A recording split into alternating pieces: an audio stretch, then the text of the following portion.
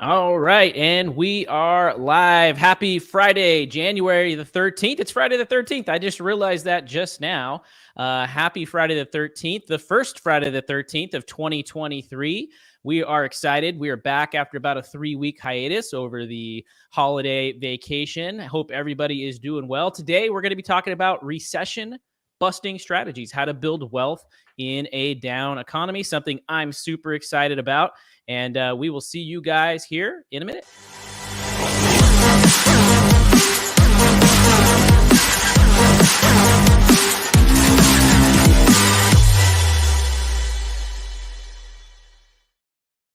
All right. Super excited to be back here for a Friday Night Live edition with David Green. My name is Kyle Renke. I am the COO of the David Green team. Super excited to be here with everybody tonight.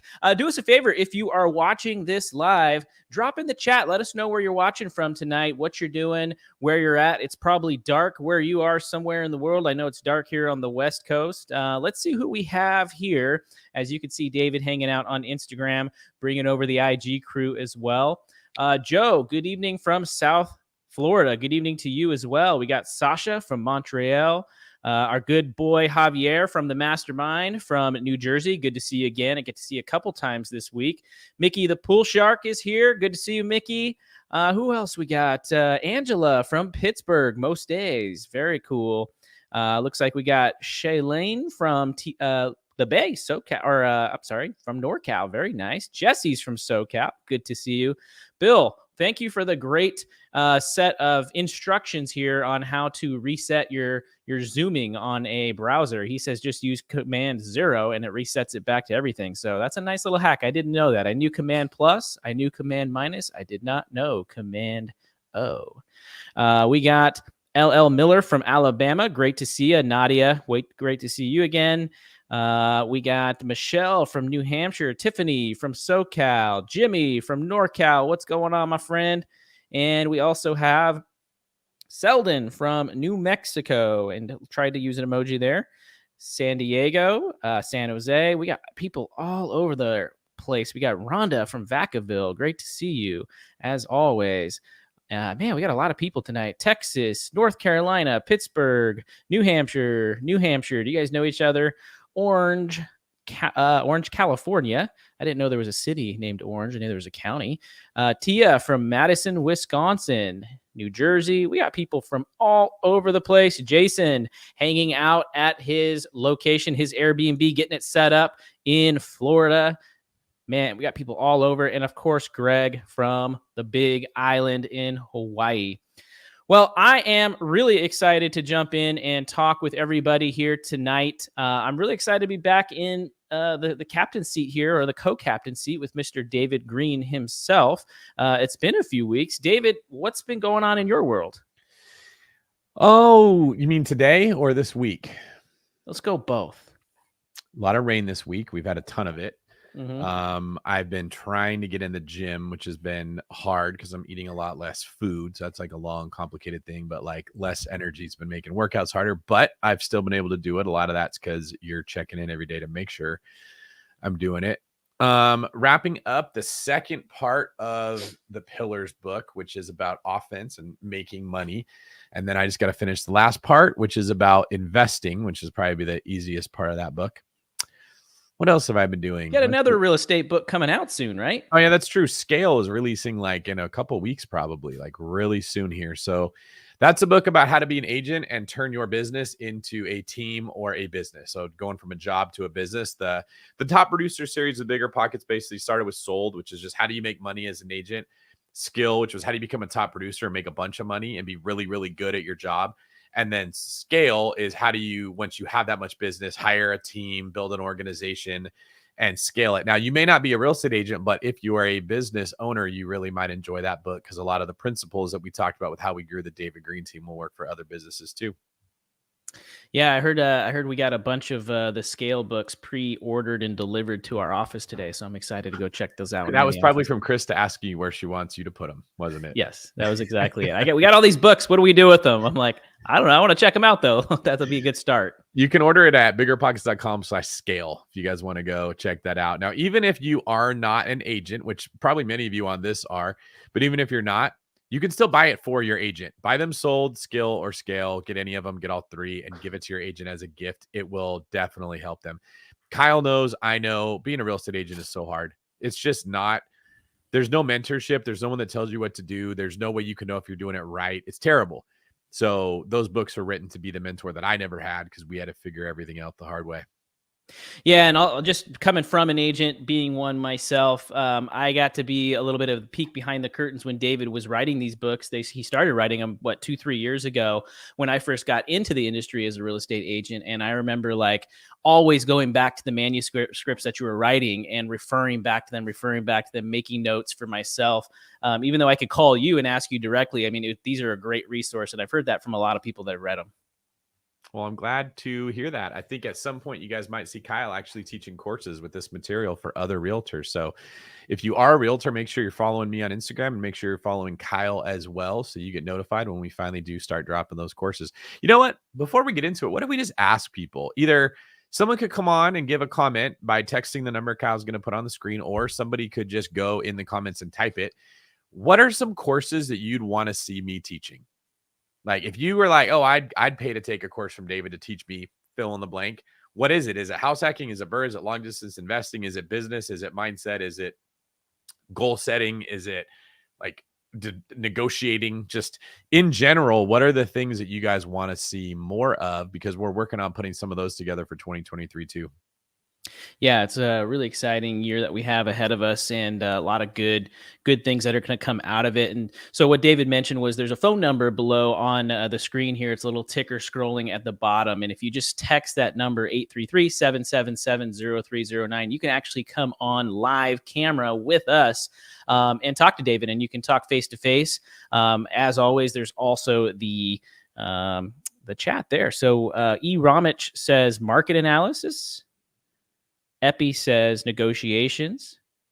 Zahira says definitely sales for a new agent, working with investors as agents, scaling. I'm actually doing a talk at a meetup specifically on those topics. So that's really good stuff. Flippin' Reality Homes says scaling wholesale flipping. Javier says the books are amazing. That's awesome. Let's see. Mindset. Having the right mindset, I feel like, is 65% of real estate. Lisa, she's in our mastermind, real estate sales classes.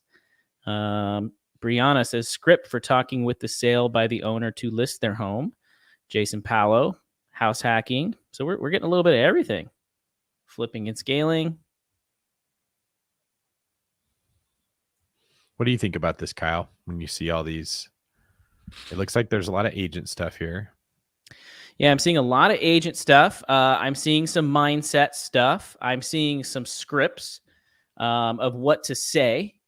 But I think sometimes it's not just what you say, it's how you say it. And that's a big part too. That's where the skill really comes in. Seeing a lot of things about negotiations. Scaling is a big one I hear a lot. I got 4 properties. I got 5 properties. How do I turn that into 15? How do I turn that into 20 doors?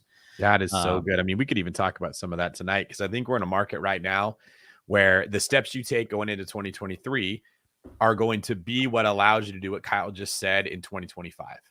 Now, there are many markets where I would not say that about. Like what you do right now has nothing to do with 2025. It just has to do with right now. But I think this is a very unique market where every single financial move that I'm making right now is being made with the expectation and the strategy of how is this going to look in 2 years? Like, I just don't expect many of us are going to make much money in the next 24 months or so. And that could change. We're going to talk about that tonight. But if you're wanting to scale, it starts with planning. I don't want to put this, man. Like, I don't want to use the analogy of a bomb, because it's like you're setting a bomb and it blows up later. It's more like planting a tree that's going to bloom at the right time. Okay. Like different assets bloom at different times. The only people who make money when they first buy a house are either buying into the perfect market or they're buying the wrong property. They're going to the Midwest, going for a turnkey house. They're buying a 60,000 thing they think is going to be a cash cow, and it never is. So when you chase money, you usually don't get it. When you add value, when you buy right, when you get in the right location, when you buy equity, use the strategies we talk about, you set yourself up in the future to have a bigger than average windfall, which then allows you to scale. So when we bring people in for questions, that'd be a good thing for people to ask. And I can maybe paint some pictures or tell some stories of what that would look like in today's market. Yeah, I love it. Some really good stuff that we can absolutely dive into and talk about. I'm logging into our little texting thread here to make sure we can get the right people in. So as a reminder, if you want to come in and talk about some of this stuff with us tonight, definitely make sure you text that number down below. And then I'll get a little bit of information from you, send you some information, and we will get started. But with that, how about we jump into tonight's discussion? The topic is a little broad one: recession-busting strategies, how to build wealth in a down economy. Some of this has to do with real estate investing. Some of it has to do with budgeting and personal finance and saving, and maybe even a little bit of investing into the stock market or what that looks like. So we're going to kind of talk a little bit about everything tonight, but where we really want to start it off is specifically talking about a couple videos that have come up within the last few weeks that we wanted to break down and analyze to use as a jumping off point for tonight's discussion. So you ready? Do you want to just jump right into it, David? Yeah, I'm good. All right, let's do it. I'm going to share my screen here and we will get this rolling.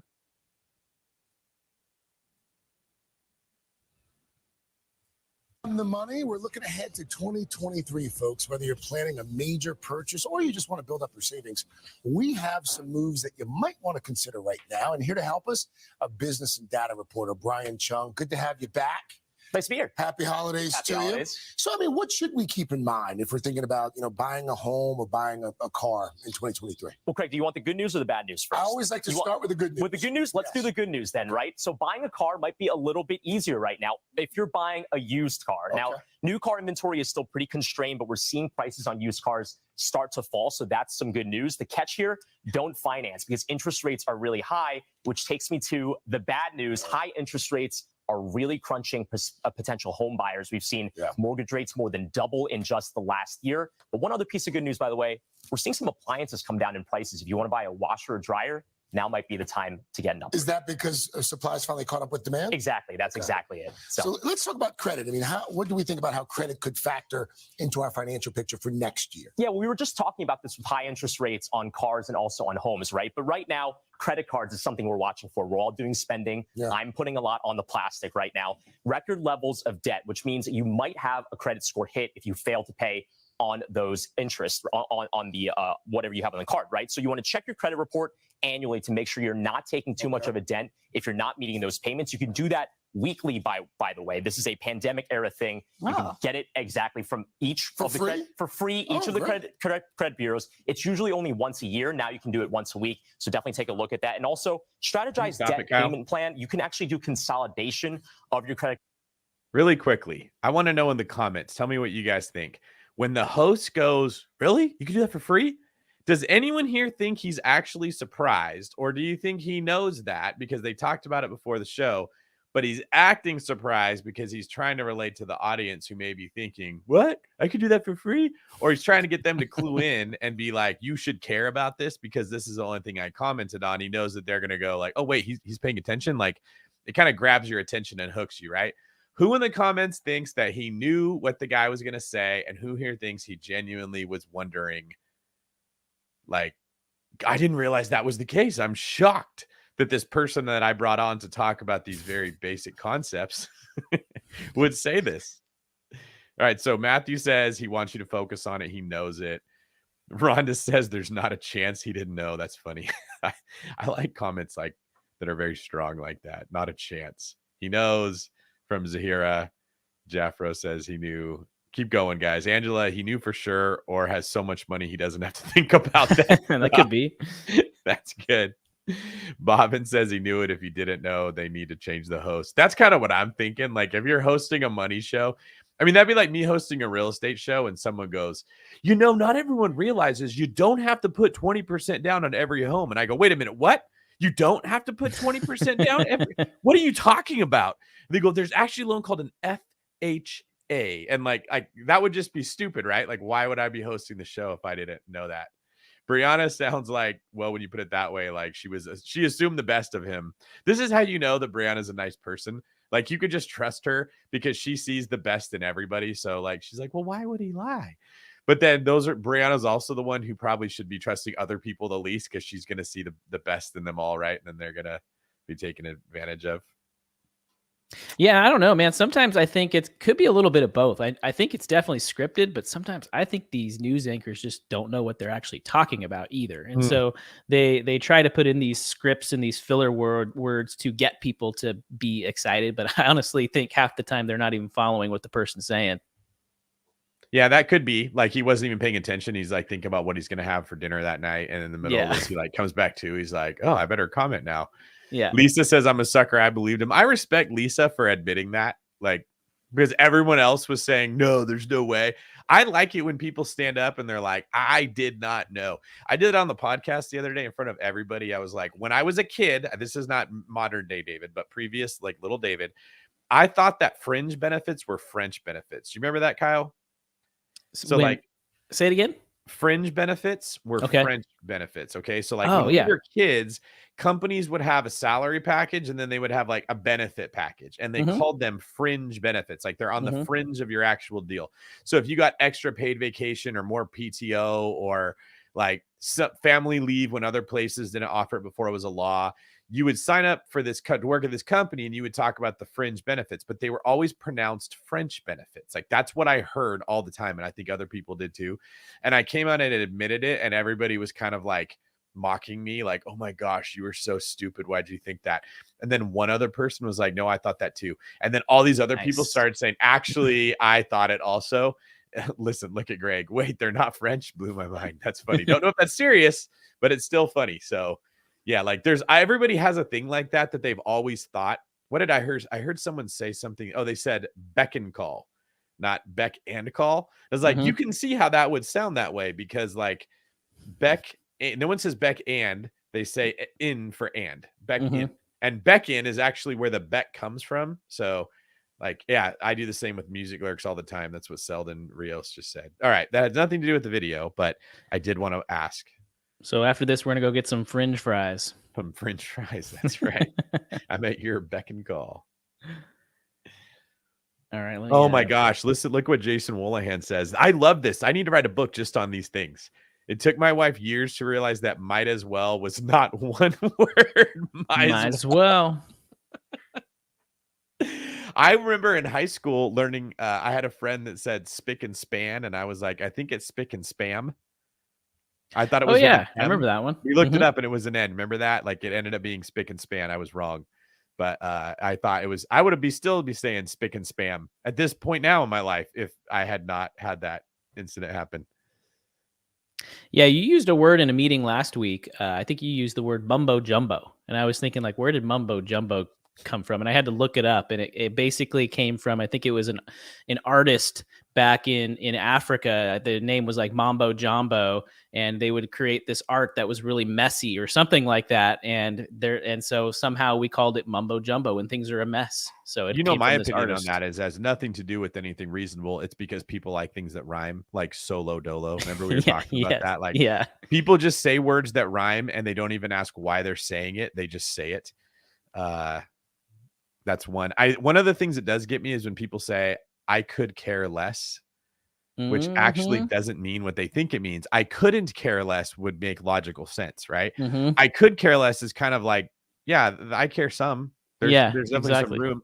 But when people say it, they mean it like I don't care at all. So like, just be careful when you start saying I could care less, how dumb that makes you sound. The other thing that makes people sound dumb is when they say, all I know is, I think you and I talked about that too. Where were we when we were having this talk? We were out of town somewhere. I think we were waiting for our rental car. Yeah. It was like Anaheim? 2 hours late. Yeah. So what was the thing I just mentioned? I don't like when people say, all I know is, you're like, that makes you sound really dumb when you're like, because what that means is all I care about is, right? So it's like, where do you guys want to eat? All I know is I'm going to be the first one to eat, or like, what do you guys want to do? For all I know is I'm getting paid first. Like what you're really saying is all I care about is me, but it just makes you sound really dumb. I'm like at all the comments we're getting as people saying, I chuckle every time I hear someone saying that.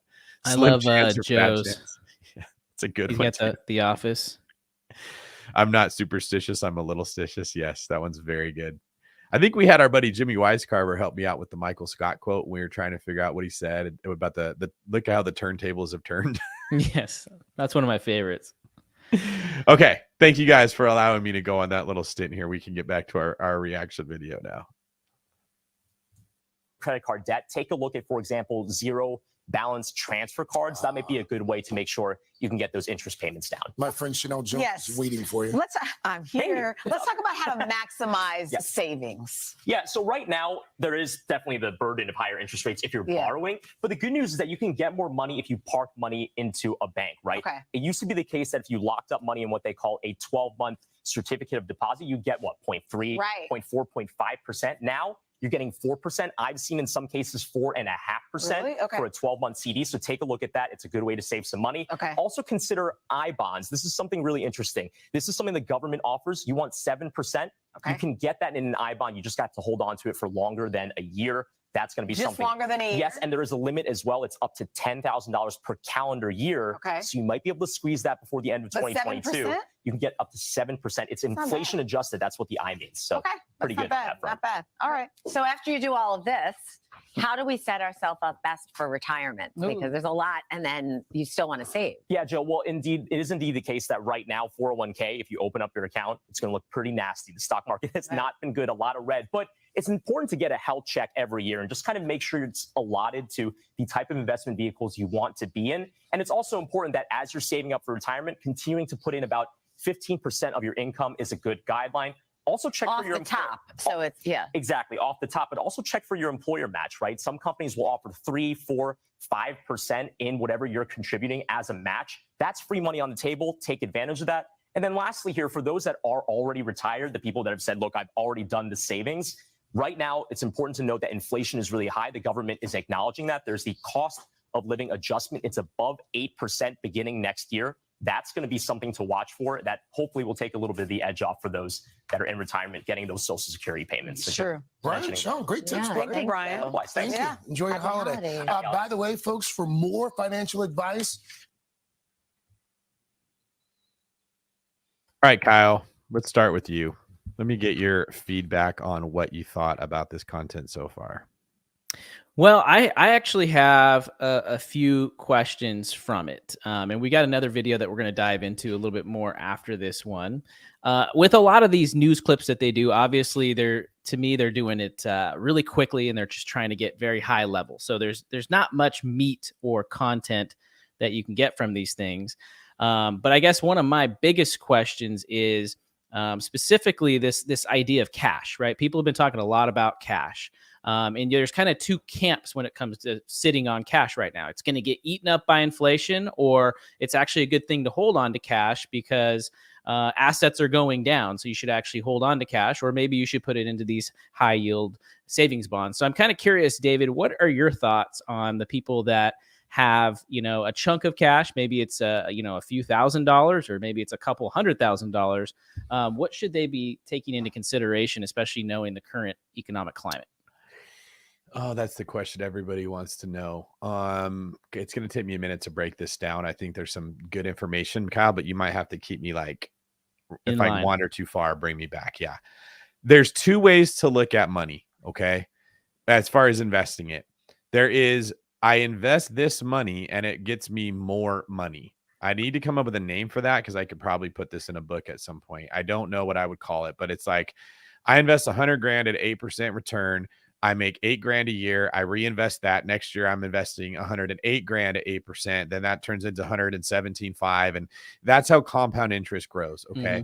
That method of investing in money is amplified and put on steroids when you get into real estate, because you can buy a $500,000 asset with 20% down. So you invest 100 grand, but you own an asset worth 500 grand.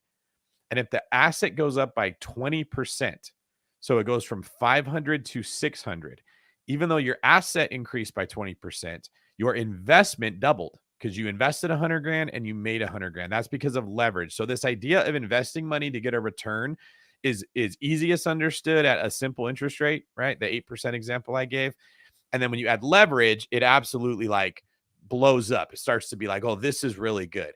That's how you make money with money. Okay. But when you only got $1,000 or you got $4,000 or something, it's not enough money to make money with. If you go make an 8% return on $4,000, you don't live long enough to get where you need to. Like the compound interest might need to be 200 years before it gets to where that makes sense. Okay.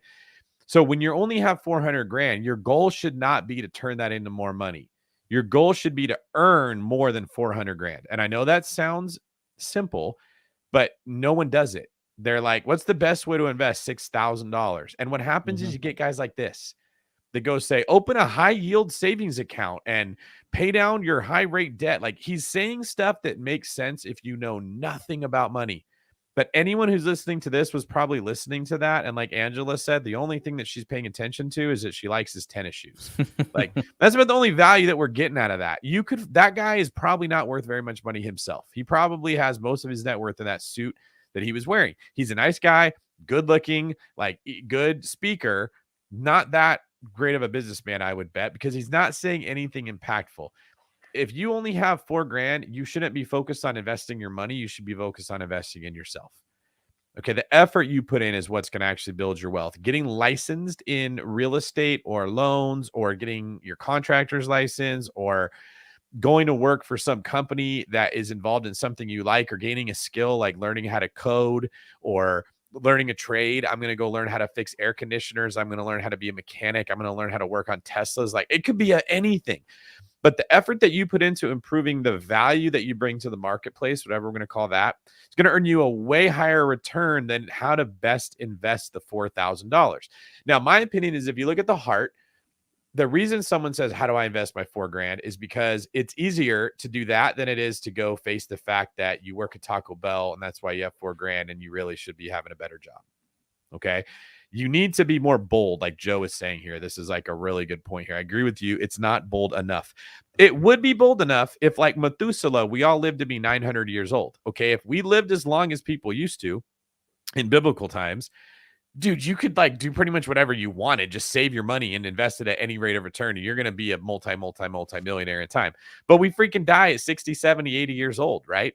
And even if you don't die, what's the difference between like 75 and 95? You're kind of the same age of useless. And I know that sounds mean. I don't want to say it like that. No one at 75, 85, 95 cares about money. All they care about is family, as they should.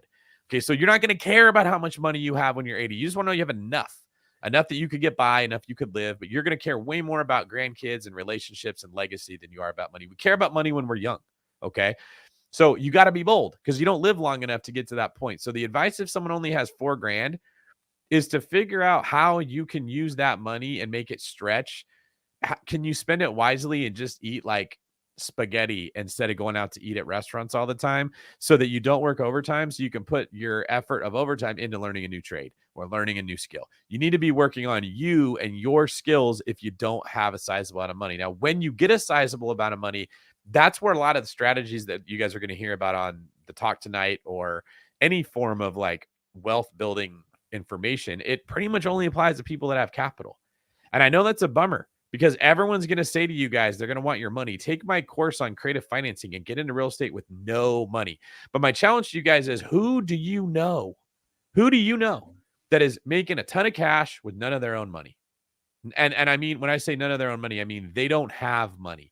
I don't mean they're already a millionaire and they use other people's money to do it. Okay. I mean, they're broke. They don't have anything. And they're out there crushing it, making a ton of cash, because they're using creative finance strategies. I don't think any of you guys know anybody doing that. I don't think that actually works. The people that put none of their money in a deal, like me, only can do it because I have a high net worth, and there's people that are comfortable letting me borrow 400 grand, or I'm using a burst strategy that gets it all out because I have so much cash in the bank for reserves. I can take a risk that other people can't make. I'm just the only one honest about that. These like no money strategies don't actually work for people that don't have a lot of cash. So Kyle and I will always be telling the people who come here and they're like, I have no money, how do I get into real estate? Let your desire to invest in real estate be the carrot that pulls you to make money. Okay, don't let real estate try to be the way around the obstacle. And I'm sure people are sick of hearing me say that, but I'm going to be saying it until, like Methuselah, I die. So you're saying basically real estate is not just an easy way to get out of the pain or the situation that people might be in right now. Yeah, and it's not even a wise way to try to grow wealth when you have no money at all. Real estate might actually be a bad decision for someone that has no money. Okay, like let's take like weightlifting for example. Okay, Kyle, you've been lifting weights, right? Yes, sir. You notice the difference when you go to the gym now versus when you first started or you weren't lifting at all? Like, would you say right now you can actually burn more calories in a gym session than you could when you were brand new at it? Oh yeah, my endurance is a lot longer, and I'm going back multiple times during the day. So yeah, I can definitely stay. And before I could probably only last like 30 minutes when I first started. Now I can easily go like an hour, hour and a half. That's exactly what I'm getting at, right? And if you could probably go twice a day for an hour, hour and a half, right? Mhm. So if you could only do 30 minutes, now you could do 3 hours, which is about 4. Is that 4 times as long? Am I doing this the right way? No, more than Yeah. 6 times as long. Yeah, Right? 6. So you could burn 6 times as many calories theoretically working out right now than you could when you started. Okay. So if you Mhm. said, David, I want to be able to burn calories, what's the best way to do it? Weightlifting probably would have not have been the best advice to give you because you didn't have the baseline built up yet to where you could actually get a good workout in. You got tired very quickly. Okay. The point I'm making is like real estate is good for growing wealth you have, but you need money set aside for things that go wrong. Kyle, you see what's going on in my portfolio right now. You've seen what we've had other clients that have run into. Would you agree with me to be prudent? If you shouldn't be investing in real estate unless you have some cash set aside to cover you for hard times. Oh, absolutely. Especially with the way things are going economically, you absolutely have to have those reserves. Yeah. Now, let's say that you're decently strong and you go to the gym and you got no spotter, no protection. You're taking a risk, but not as big of a risk as when you go for the first time and you got no spotter and no protection. Like that's just stupid. You're going to try to load up on a bench press and do a really hard lift and there's no one there. The weights are going to fall on you and crush you, right? Your reserves are like your spotter. Like when you've got a lot of them, you're safe. But if you're going into it with no money, you have no protection. That is not the time to try to bench press. That's the time to go for a jog or go walk up a hill or go swimming or like do something other than just go try to lift heavy weights. But once you're in shape, lifting weights is freaking awesome. The more muscle you put on, the higher your metabolism goes. Now, if you do eat bad, it's got like more muscle to get spread around with, so it doesn't go right to your stomach as fast. You burn off the bad foods that you eat faster when you're lifting weights is when you're really skinny, right? Like you typically, the bigger you get, the more muscle you can hold on, the easier it is to stay in shape. It's a great way to get exercise, just like real estate benefits you in so many ways. But we would never tell someone who just first starts wanting to burn calories, like go to the gym and lift weights. That's the advice I have for real estate. I want you to get to the point you could do it, but you got to start slow. You got to like get in the gym a little bit. You're not going to burn a ton of calories right away. So if you have to burn calories while you're getting in the gym and learning weightlifting, which would be learning real estate, you should also be doing something else to improve your skills, which would be getting in the pool, going on a walk, like walking and then running and walking and then running until you like doing something that your body can actually use to burn those calories. Is that making sense? Yeah, it's making a lot of sense. So what do you say to somebody who is just getting started or they've got a little bit of momentum, right? They just got back into the gym or whatever, but they're not seeing the results yet. Either they're not seeing the growth or they're not seeing they're not getting the feeling like they're making progress. How do they know if they're doing it right or if they should be doing something differently? Yeah, that's really, oh man, that's a deep question because do you mind if I take a minute to explain what it was like when I first started lifting weights? And I'm only saying this because whoever R in the chat said, can we talk about the size of David's arms? So I'm feeling good about that. And I don't feel like I'm as egotistical to mention it since one of the comments says it, right? You know what I look like when I was younger, Kyle. Describe what my body type was for like my entire teenage years and young adult life. If I had to put it into one word, it would be beanpole.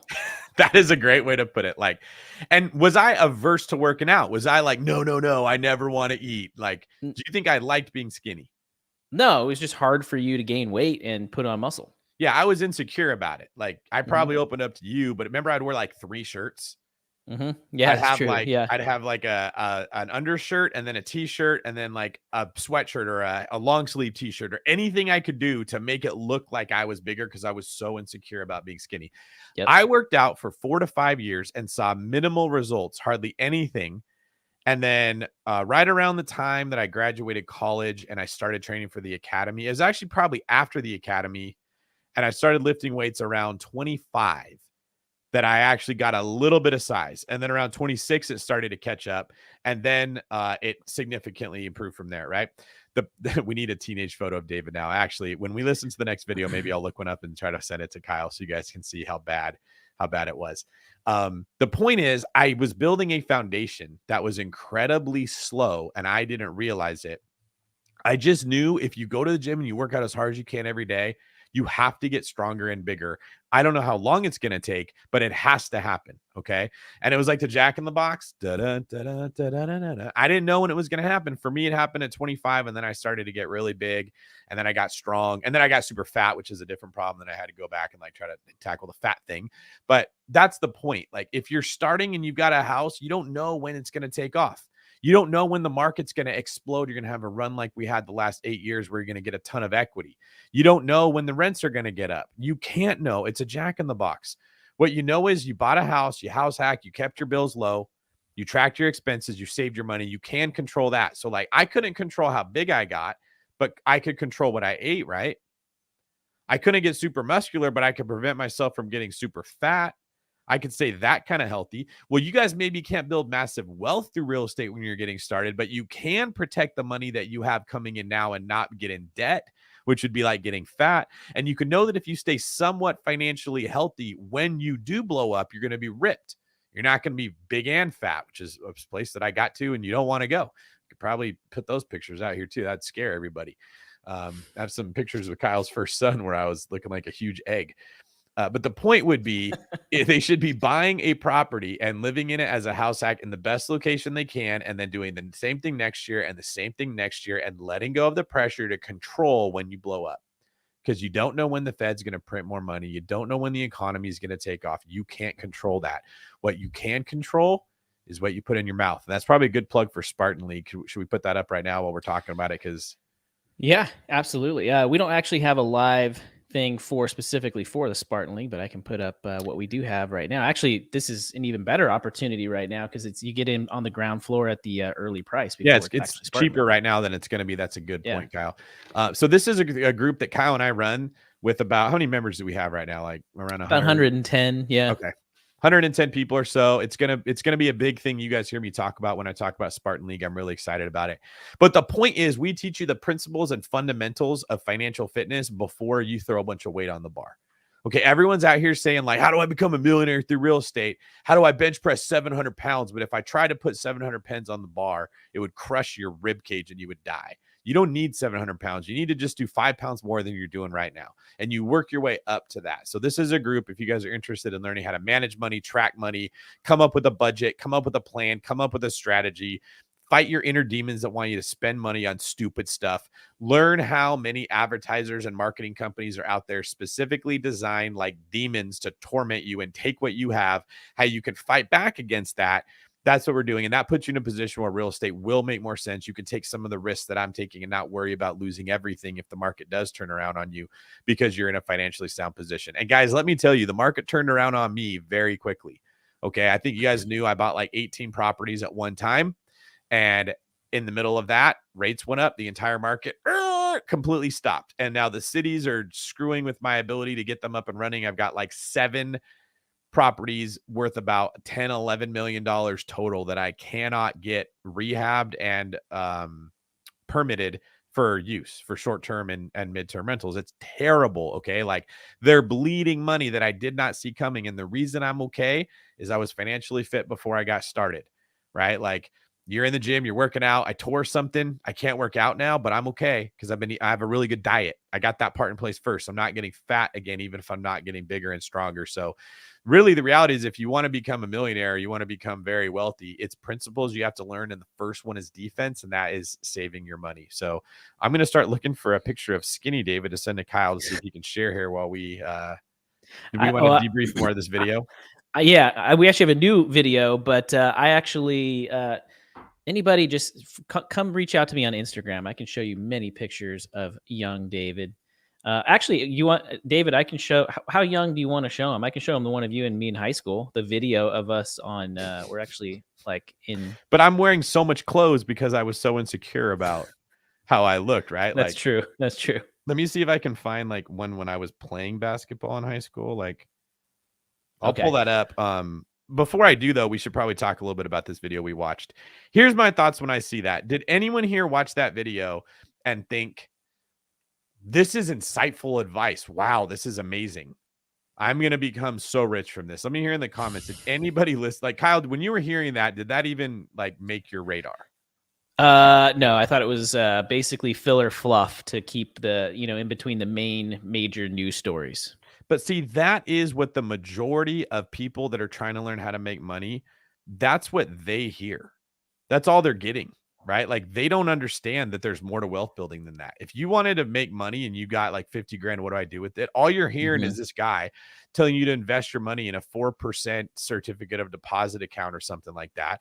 And inflation's at 9%. And you're just losing money trying to use these methods, right? Like this is not abnormally bad. That's probably better advice than a lot. If you listen to Susie Orman or any of these like guru experts talk about money, the advice they're giving you doesn't even keep pace with inflation. It's not going to work for you. And I don't mean that I'm not trying to hate on those people. They're very good at helping you not spend money, which is valuable. Dave Ramsey, same thing.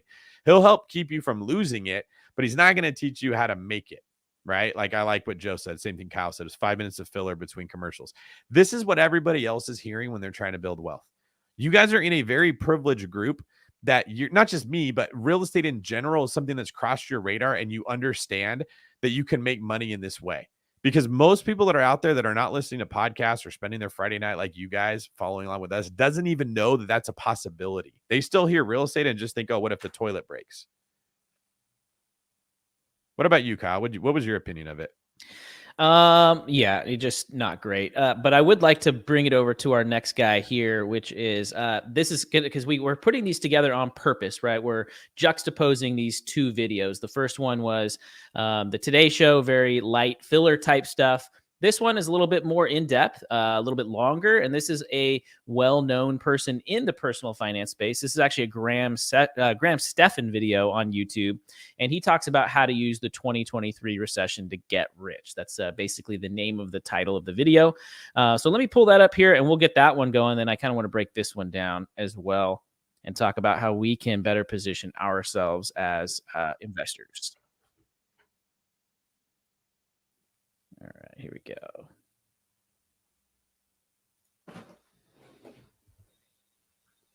An opportunity to build wealth because now could be one of the easiest times to increase your net worth dramatically if you know what you're doing. After all, there's a popular saying that riches are made in recessions, and it doesn't take much to realize that we're already beginning to move towards that point. Just take a look at the headlines. Today, more than 9 out of 10 CEOs are bracing for a recession, 97% of CFOs are cutting costs by 10%, and JP Morgan warns the stock market could fall by another easy 20% from current levels. Now, even though this sounds negative, the fact is recessions happen on a regular basis, and if used correctly, it's possible to set yourself up for the rest of your life through some incredible opportunities and discounts, with even Warren Buffett being quoted as saying, "Bad news is an investor's best friend." So let's talk about exactly what's expected to happen throughout these next 12 to 24 months, the best benefits that you would be able to take advantage of today, and precisely what you can do to make sure you're in the best position to make as much money as possible on today's episode of If you subscribe in the next 15.39 seconds, I'll show you this really cute picture of a kitten. So thank you guys so much. And now with that said, let's begin. All right, so before we talk about the best upcoming opportunities, you first need to understand what you're going to be up against. And to start, we need to talk about a recession. Generally, recessions are accompanied by a significant rise in unemployment, a drop in wages, a loss in consumer confidence, and a decline in values across everything from stocks, food, energy, and services, with sometimes long-lasting effects throughout the entire world. But second, along with the recession usually comes a decline in earnings. See, every quarter, companies report their revenue and give guidance on their future outlook. But lately, they've been cutting forecasts, bracing for slow or even negative growth, and citing recession risks at the highest pace in 10 years. That leads us to third, layoffs. When consumers earn less, they spend less. And when companies see less demand, they begin to scale back on their expenses, with usually employees being the first to get let go.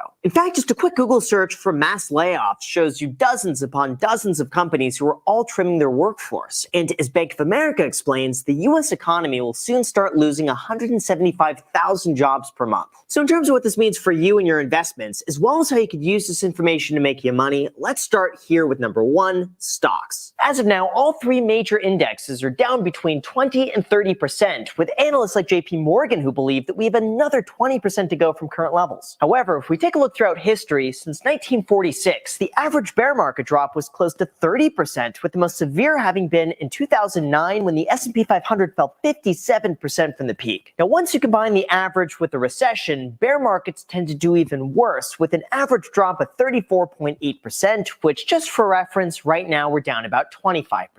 All of that is to say that generally the absolute bottom occurs when we see capitulation across investors. Usually that's a time at the start of the recovery and things begin to bounce back. Now, I'll cover exactly how much you can make from this in the next few minutes, but first we have to talk about number 2, real estate. Even though every area is different and some locations might continue to flourish, housing declines on a national level are actually incredibly rare. In fact, as you can see throughout the last 60 years, there have only ever been a few times where prices meaningfully fell more than 10%. But now the general Wall Street consensus is that national housing prices are going to decline 7%, with a worst case decline of 10 to 15% should interest rates continue to increase. Of course, every market is going to be different, and according to Moody's Analytics, the most vulnerable markets could see upwards of a 25% decline from the peak, including parts of Florida, Arizona, Idaho, and Southern California, with the decline lasting another 12 to 18 months before bottoming out. Now, in the big picture, it's probably not going to make that big of a difference for anybody with a fixed rate mortgage who intends to stay in their property for another 5 to 10 years. But for anyone looking to invest or buy a house, we may begin to see some deals starting to come on the market, which we'll cover shortly because we have to also talk about third, cash. Really, up until now, there's been this mindset that cash is wasting away to inflation, but when every other asset is falling in price, sometimes cash could be the safest place to store your wealth. And you know that's significant when someone like the billionaire Ray Dalio admits that cash is no longer trash. The truth is, many people forget that as recent as 2018, cash was the best performing asset. And had you just been saving your money in a high yield savings account, you would have far outpaced the market. Cash is now becoming such a significant part of the portfolio that even fund managers are holding on to the highest amount of cash since 2001, and Citigroup said that cash is the only asset that investors could use as a recession hedge. But as far as what you could do about this to make money and why so many people never take advantage of what's about to come,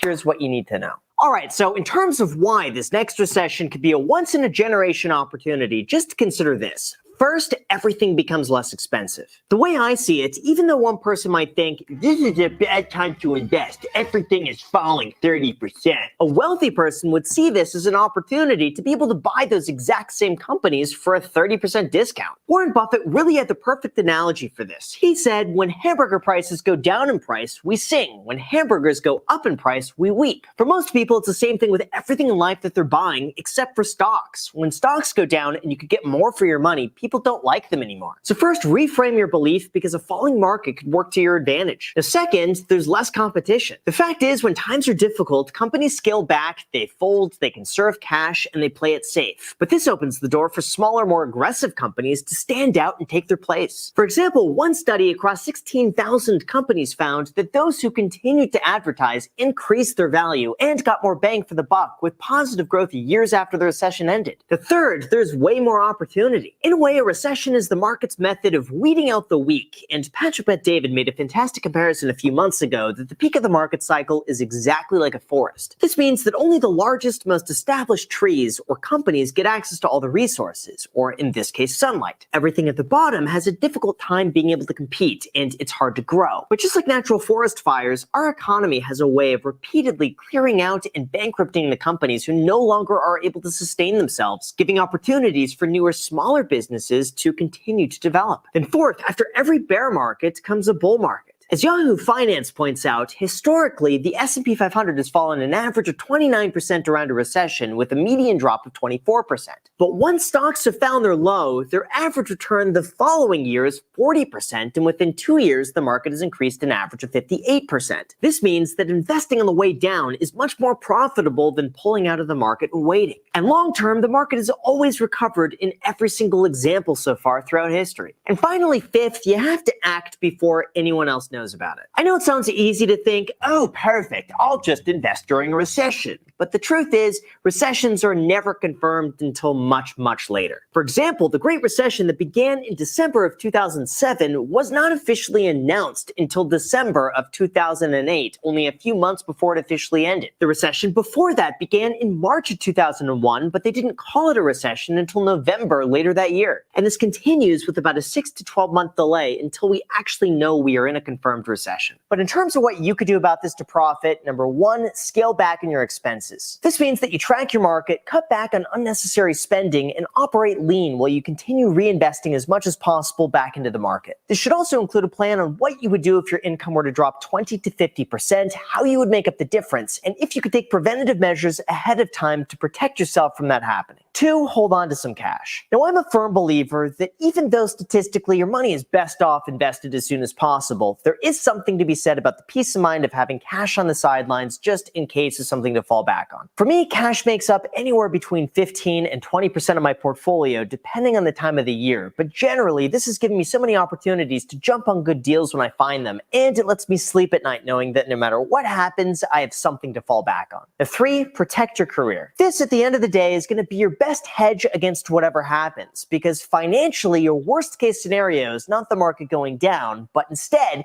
it's the market going down at the same time that you lose your job and have to sell off your investments at the bottom before they have time to recover. So now is the best time to improve yourself, learn new skills, and double down on whatever you're currently doing. And after that, 4, invest long term. The best course of action when it comes to investing is to simply carry on as usual and pretend like nothing's happening. It's shown that dollar cost averaging, or the practice of buying into the markets on a regular basis, is the most profitable strategy. So stay in the market and continue buying in. And 5, diversify your investments. Now, if you can't personally handle a 20% drop without panicking, it's probably a sign that you're invested too aggressively. For instance, if you're completely in US tech stocks, then it's probably a good idea to add large caps and international stocks to the mix too. Or potentially look into investing in real estate or buying REITs where rents tend to be a little bit more stable. The more legs your portfolio has to stand on, the less likely it's going to collapse should 1 or 2 of them fall out. Although in terms of my own plan throughout the next 12 to 24 months, this reminds me when I first began my career in real estate at the very peak of the market in 2008, right before Lehman Brothers collapsed, prior to the credit market freeze, and at the very beginning of a 50% stock market decline. From the outside looking in, I probably picked one of the worst possible times to start a career in an industry that was about to see one of its worst drops in history. But I gotta say, it was an eye-opening experience to begin working and almost immediately see coworkers in the same office leave their jobs because business dried up overnight. However, if it wasn't for that, I might not be here today because I was one of the few remaining agents in my office who was willing to take on the lowest, worst deals possible just for the sake of gaining any experience I could. And today, I see the exact same opportunities for people and businesses who want to take the risks that the more established companies can't. For me, I see a lot of value continuing to buy in as usual, holding a bit of a cash position on the side, potentially starting a new business, and buying real estate once the market is flattened. This is also a great time to double down on your work, take on a side hustle, and learn as much as you can. Because whatever you do today is going to be rewarded many times over by the time the market recovers. It's definitely not going to be easy, but rest assured it will be rewarding for those who stick it out, and subscribe and hit the like button if you haven't done that already. So with that said, guys, thank you so much for watching. Also, feel free to add me on Instagram, and don't forget that you can get all the way up to $10,000 as a bonus when you sign up.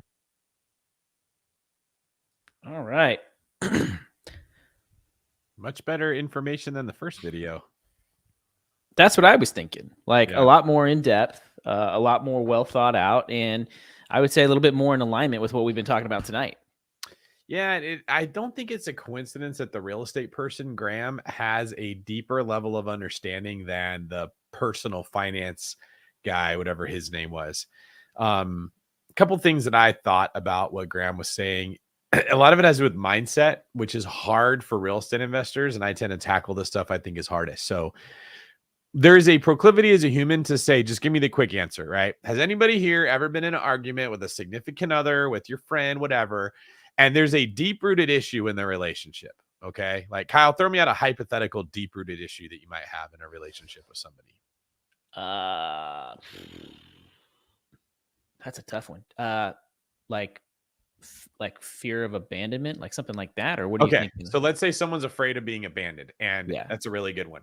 And then because of that, it's causing problems in the relationship. So maybe you want to go to BPCon and your partner's like, no, you can't leave. You're never going to come home if you leave. Or you say, hey, I need some space. And they're like, no, you can't do anything without me, because if you do one thing without me, you might realize you don't need me. Right. And so what happens is you're now resenting this person all the time. And so you're not happy to see him when you come home, and you are angry that you couldn't go to BPCon. And now you start to see this person is holding you back from hitting your potential in life, and you're not able to have fun. And so you don't like want to run and give them a hug anymore. You're like, oh God, just get away from me. And you know that what you need to do is talk about this underlying issue that they don't want to get into. Right. Mm-hmm. Well, there's always a part of us that would rather just say, well, no, just give me the quick answer. What's the solution? Like, what am I supposed to do? Make it go away. I don't want to fight. Okay. You could go to BPCon and then you never get into the actual root issue. And then what happens is it comes up again. Okay.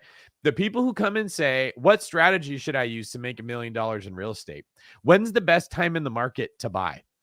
What am I supposed to do? This strategy or that strategy? They're always the people that don't want to get to the root cause. They're looking for a quick answer that is not going to actually ever turn into wealth, just like it's not going to turn into a better relationship. You have to get to the root problem with money. Graham's talking about the economy, and that's a great point. Like the forest fire, you got to let bad businesses go out. You got to understand what made real estate home prices go up in the first place if you want to harness that power so that when you start investing, you can take advantage of it and get the most out of it. If you're just asking the question, should I buy now or should I wait? You're not ever going to learn how the economy works and how real estate works. And you're always going to be asking that same stupid question, and you're never going to take action because there's never a time where you're like, now's the time to do it. What do you think? Sorry, I'm multitasking. I'm getting your photos ready. Everybody's really excited for that. Yeah, I agree. And the one thing I liked what he said about the recession in particular is a lot of times we didn't even know it was a recession until we looked back retroactively, right? Until we actually That's a good point. realize that. And that's something we all need to realize and be aware of. And then, of course, I'm 100% in alignment with what he's saying in terms of making sure you've got some cash reserves, right? And if you don't, you should start saving up for it. But then also making sure, the words he uses is protect your career, but it really is continuing to double down on your career and the skills that you're doing or you're using to bring in income to support yourself, to support your financial journey and your wealth and all that good stuff. Reed Vu says, Kyle looks sleepy. I do look sleepy. I think it's the lighting in my studio setup, but yeah. It's not the fact that you're working super hard and running our lives. And going off of like 5 hours of sleep a night usually too. So maybe Reed Vu is right. You have been not sleeping a lot and you have been working out. That's a good point. Yes. I thought that was a really good video. I agree with most of everything that was said. And even the things I might not have agreed with, it's not that I disagree with them. I might just have a slightly different take on how to understand it. Warren Buffett made a really good point too, where he's like, we get really happy when the price of goods that we want goes down, but when the price of our stocks goes down, we get angry. What that tells me is that we were measuring our own worth or our own maybe net worth by the numbers that are on paper. And when those things go down, all of a sudden we go from feeling smart to feeling stupid, but nothing changed. Okay. Especially if it's real estate, your lease didn't change because the value of your property went down. It shouldn't actually cause you to think less. It only does that when we're relying on those things. Like, I don't want to get a better job, so I'm just going to rely on my property going up every year to feel good about myself. My property appreciated 80 grand. That's the same as getting a job that makes 80 grand. So I'm going to keep working my job where I make 35 grand and feel okay about it. Well, now that your property didn't go up 80 grand, now you feel like a loser because you only have a job that makes 35 grand. You never should have had that job in the first place. You need to get a better job. Your job should be making 80 grand or 100 grand or 200 grand. You should be pushing yourself in every area of life, not just letting real estate kind of float you. And I know that's different than what most real estate investors are going to say. I own a lot of real estate, but I'm very cognizant of the fact that when the values of my real estate go up, that does not mean I worked super hard and did something that I deserve to reward myself for. A lot of that was just, we printed too much money and it was really bad for the country, but it made me look good. So another thing too, I think a lot of people right now, where they're at in their career, like when you use that $35,000 a year, I think some people think and they limit themselves to, well, that's the best I can do. And they think that they've hit their peak, or I got my degree in XYZ and I can't do anything different. But the truth is, you absolutely can. Your skills do not have to stop growing. Your abilities do not have to stop growing. And I think if you're at an income that you're not happy with, whatever it is in your W-2 or in your career, absolutely look at different ways that you can increase your income by building skills. And maybe it's in a similar type of field that you're working in, or maybe it's in a completely different thing. Maybe you go to like a coding boot camp or something like that for 8 weeks, and you become this JavaScript coder, and you go from 30 grand a year to 150 grand a year. And there's like a million different things that you can do. And that's what we do. Obviously talk a lot about in the mastermind in terms of figuring out additional ways to make income. But that income, it's not just a quick way to make income. It's through building skills over time. That's right. And if you're not in a group of people that are advising you to do that, you're being taken advantage of. If you're just listening to some guru that says, take my course and learn how to make money in real estate, and they're not also encouraging you to protect the money you already have or improve your skills, you're falling behind. Like, one of the big things that I like is for people that own real estate. Let's say they own 2 short-term rentals and they're really good at managing them, but they just don't have a ton of cash to keep buying them. Most of those people get frustrated, and they show up and they're like, how do I use other people's money to buy property? How do I have a creative strategy to buy more of the property? But what they're really wanting is another thing to manage, right? Why not start a property management company and manage 12 other properties for other people and make money with the skills that you have there that don't require you to go borrow somebody else's money and take a big risk in case the market drops more, right? Why not go work for a different property manager and improve the skills and then go start your own company? That's the way I'd be thinking in this market right now. Like, or I'm not really good at managing properties, but I'm really good at identifying deals. Why don't you go find a person with a lot of money to be an acquisition specialist for? Do something that you can earn money with the skills you have that involve real estate that you like, rather than just sitting around and saying, oh, I can't buy anything, the market sucks, and doing nothing. And if you get around other people that are doing stuff like that, it's amazing how your brain starts seeing opportunities where before you just didn't see it at all. Yeah, it's so true. It's so easy when we're in our own head or we're around people that maybe don't think that way. We limit ourselves to what we're actually capable of. I don't know if you remember this, but like probably like a decade ago, David, I had told you something along the lines of like, I think it was actually when you were back in the academy, and you would like pushed yourself so hard through that terrible experience at the police academy, and you came out of it and you were just like this big, buff, stronger dude, different guy. And I told you, I was like, I don't think I could ever do that, man. I think I've like hit my peak or my ceiling. And you're like, dude, you're just getting started, right? But sometimes when we're stuck in our own head, we think, oh, I've hit the peak of what I'm actually capable of accomplishing. You know what that makes me think of, Kyle, is, if I'm being totally transparent, because these are people that are with us on a Friday night listening to this video, Yeah. right? It's easy to look at me or hear that story and be like, David went to the police academy and he went and got big and buff and strong and tough. And he went through a hard thing, but I'm not a David, so I can't do that. Okay. Yes. But here's the reality. I was scared to death to go do that. And not because I never done anything hard. I was scared because I did not know what to expect. And I don't think I was as afraid of like, oh, they're going to yell at me. You know me, I've been yelled at my whole life. That was not a problem. I'm afraid of failing. I have a huge fear of failure. Not being good at something brings up a lot of like shame and trauma for when I was young that will cause me to avoid putting myself in situations that are unfamiliar. Okay. I never took it upon myself to go get big and strong and buff. I knew I wanted to be a cop. God put a very deep desire in me to go do that. And so I had to show up to the academy, and the environment made me big and strong and tough. That's what I want to point out here. I didn't just, it sounds like, and you didn't do this on purpose. I appreciate the shout out you're giving, right? The point was you saying you're just getting started. But when people hear that, don't think you're going to go find the place that's going to make you big and strong and tough. You're not. You're going to commit to a goal. For me, that was being a cop. For you, that might mean starting a property management company or asking for a raise at your job or getting another job or something. And the environment that you are in, if it's a very stringent, tough environment with high standards, is going to make you big and strong and tough. That's the key. Like, the academy gave me that as a gift. I did not go get that, right? Which made my whole life better. A lot of the confidence issues that I had were gone after I came out of that. I had a career path, and it was, you were around. I think you were living in Ripon at that time, hearing me tell all the stories of how scared I wasn't going to make it through training. And I was one of the better recruits, but it was just this constant fear that never went away. And God didn't take away the fear. He just put me in these positions to where I had to like build my metaphorical muscle, not like real muscles, like my mental muscle, my confidence muscle up to the point that that fear wasn't as strong as the strength that I had. Right. So joining a mastermind of other people that are doing this, joining a group, even just having a friend like Kyle in your life, Having another person that will hold you to a higher standard will make you stronger. And that's the point I want to highlight. Like when I went through that, I was able to tell you you're just getting started because I had those same doubts that you had when I was languishing as a waiter. I graduated college. I'm waiting tables. That was a great job when you're in college because the goal is to graduate college.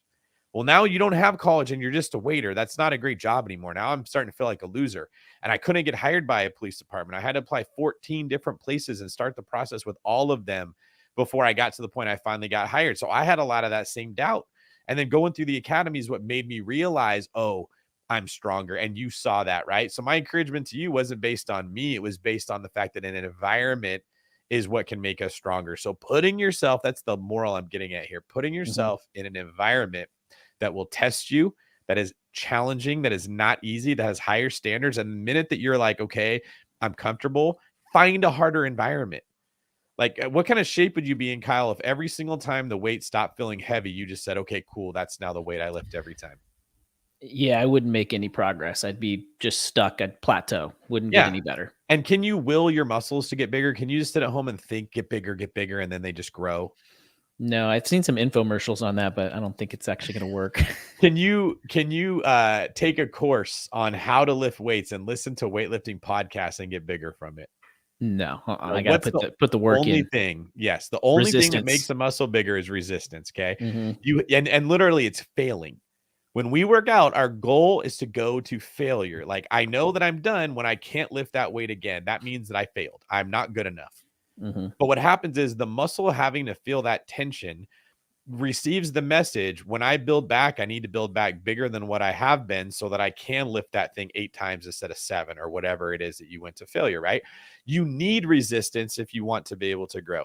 So putting yourself in these environments that are hard and challenging and offer a form of resistance is a guarantee that you'll get stronger. And as you get stronger, your wealth will be a reflection of that. Like, I think we had Angela said, it's interesting. I took a job at lower pay so I could work on my real estate business. Turns out I can't make more money unless I excel at my W-2 as well. She recognized you have to go through that crucible. You cannot go around it.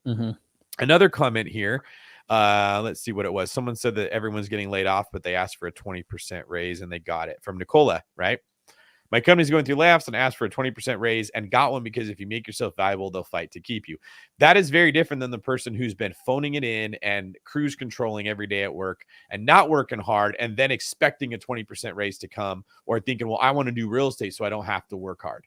And in a recession, that's where you see who's valuable and who's been hiding, right? So the advice I just want to give all of you guys is the same advice I gave Kyle that day and the same thing he reminds me of all the time. Like, you're just getting started. You can only get stronger than what you are right now.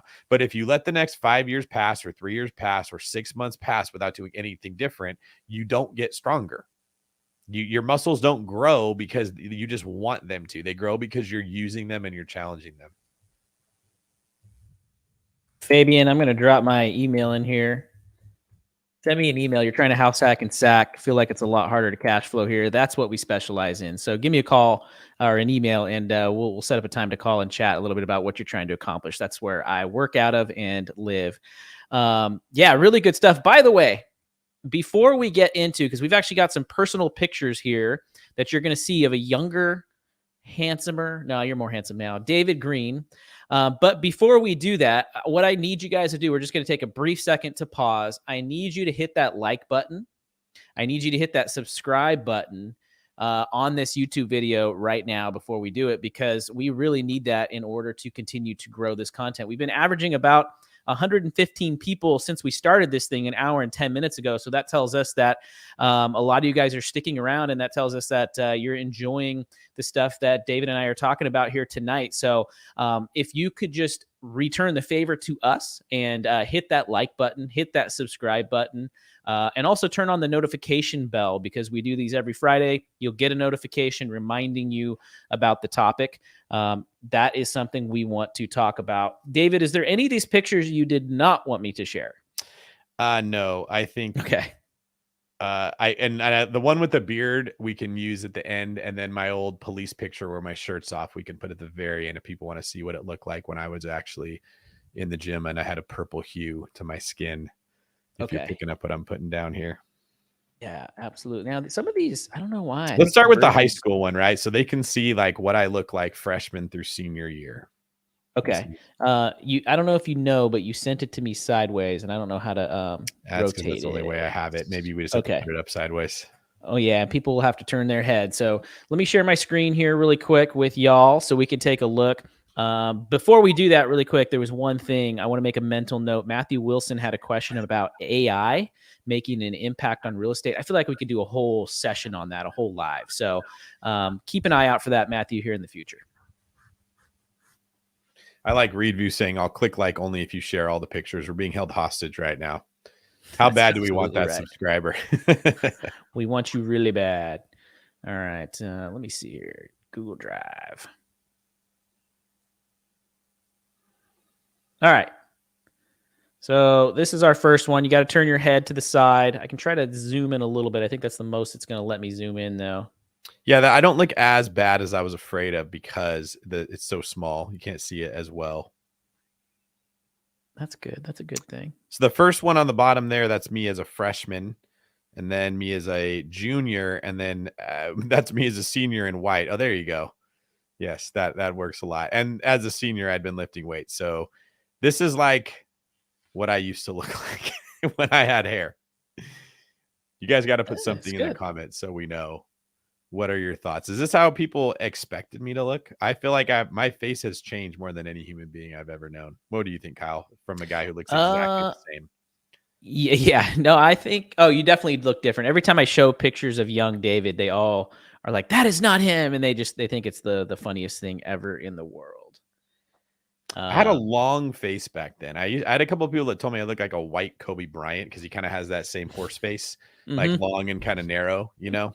Yeah. And I had the same lack of emotional expression. All right. So here, this is actually like you if you had a son. That's actually really well said. Absolutely. That's how it should be. Okay. This is Kyle and I in wetsuits.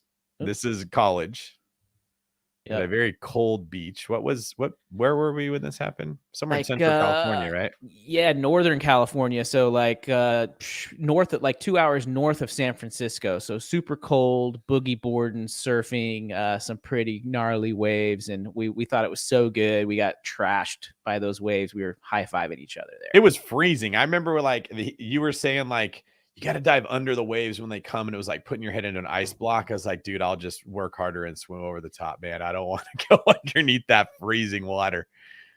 Yes. Mirna asked if she can see my high school pic too. I don't know if I have any pulled up, but since you're in the mastermind, Mirna, maybe we'll do it on a mastermind call here in the near future. And I don't know if you guys can see, but David is smiling here. David doesn't smile very often. So if he's smiling, that means he's having a really, really good time. So just remember that. All right, what else we got? Got that one already. Oh, this one's, one of my favorites. If you guys have ever heard the story of Kyle and I taking out the bush from hell, this was after we were finished for the day. Yes. I don't know if they can see very well. Great story. I mean, you could see it pretty decent. You got David here on the left wearing his ripped, cut off shirt and basketball pants. Or shorts rather, and then I'm in there. We both got our sunglasses on. I think we got some maybe Carl's Jr. because we were just so exhausted. We'd probably spent 6 hours trying to rip out a bush out of, this is at David's rental property, and we had still failed at this point, and we were just done. I think my legs probably look exactly the same as they did. Kyle and I were working out the other day, and I was like, if people only just saw me from the knee down, they'd think I was like a professional bodybuilder. And then you get to see the middle and you're like, oh, he's definitely not a professional bodybuilder. But yes, Sahira, we are BFFs. That's absolutely true. Been friends since high school. Yes. And Reedview, we've known each other, I guess that's 21 years-ish. Coming right around there. So this is after I had been lifting weights for a while when Kyle and I were in Hawaii. This is like graduating college. Yeah, now you got like the broader shoulders, you got the V shape going, you got the lats going down into the abs. Are you hanging right there? Yes. So if you zoom in, you'll see I'm like hanging from a tree and you're taking a picture of me. But what you'll still see, I'm skinny. I am not a built man. Like this is after years of lifting weights. I'm in the middle of that process I was telling you guys where I'm working out all the time. And like the strongest thing about me is my armpit hair. You look pretty strong there, though. I mean, look Yeah, like it's you can not do some bad. I think pull-ups. that's like a flattering angle when you're hanging like that. You look like a gorilla. I still will catch myself like when sometimes when I work out my shoulders, I've told you, Kyle, like they full up with blood and they ache and it hurts. So I'll have to go like grab some like the pull-up bar to let the blood flow out of them. And I'll be like, oh, that's a good angle. Like I look much stronger when your hands are up. So that's like the biggest I've ever looked. And still Eminem is like lanky. That's exactly right. I was a lanky Lansford. That is right. Here's one of, this is a cool one. This is just us being bros, being cool on the beach Same of Maui. trip. Yep. Yeah. With the biggest t-shirt I could find so no one would know how skinny I am. Yes, and I had to look tougher than I actually am, so I didn't smile and I had to wear glasses and we had to look really, really cool. I think I was what, like 19? That's 20? on the beach in Kaanapali at Black Rock Beach. Yep. Yeah. Little did you I know. think you're a little bit older than 19 at that one. Yeah, I might be like 20. Well, if I was 21 maybe then. Yeah, probably that. Little did you know you'd be owning real estate there. This is just a funny picture. This is the Matthew McConaughey book. He wrote a book called Green Lights, and this is when I changed it to Green Lights with the E. There it is. There we go. Little just had a little typo in his original. That's right. Book he had to wrote. change a little bit. We had him on the podcast. You guys want to listen to him talk about his book? Go check out the Bigger Pockets podcast. And then this is the one you want me to save last, but not least. Okay, what do you guys think? Should I go back to this beard? This is when I first stopped working as a cop, and for the first time ever, I didn't have to shave, and I didn't know what to do, and I just didn't shave. So I didn't know it looked that bad. First off, I didn't know how it was supposed to look. So like, I didn't really care about what I look like. That's how bad it got. That's what my beard looks like if you just don't touch it. I feel like Brandon's goes down and mine goes out. Like that's very round. Why does that happen, man? Like how come mine just grows wide and his grows down? Yeah, you got the Amish thing going on there. Yeah, Amish, terrorist. You know, like there's a lot of different ways. Angela says no beard. So what about the lightly shaven? Because that's what you do now, right? Yeah, does this count it as a beard, what I have now? Yeah, what do people think? Should he stay lightly shaven or should he go full shave?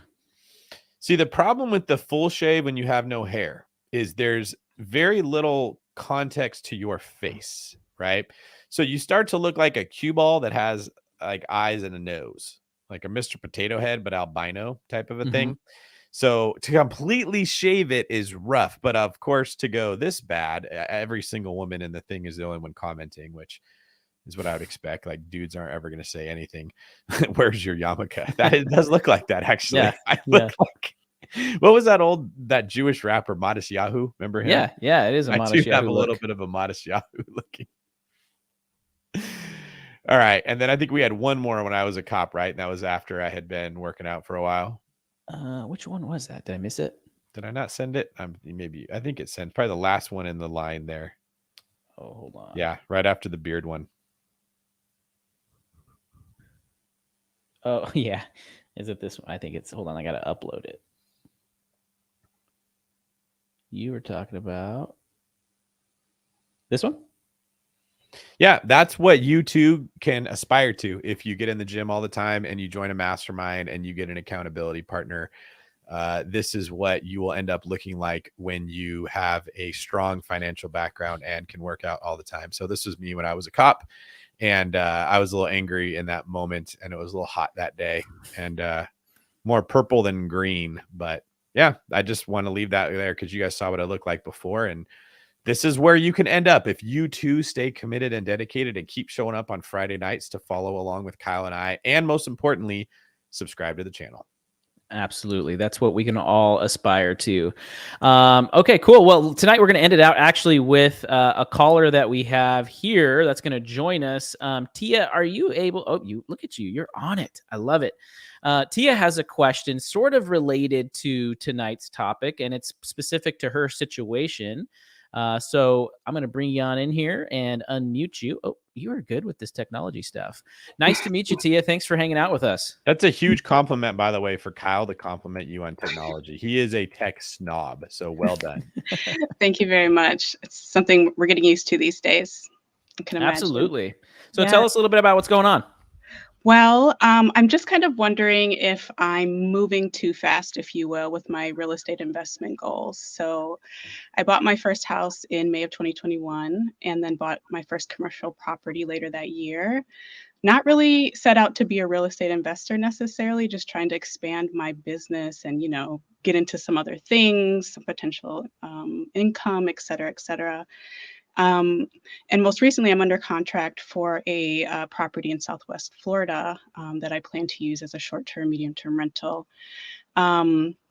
However, I've had some interesting things with that financing, tried to leverage some of my commercial equity.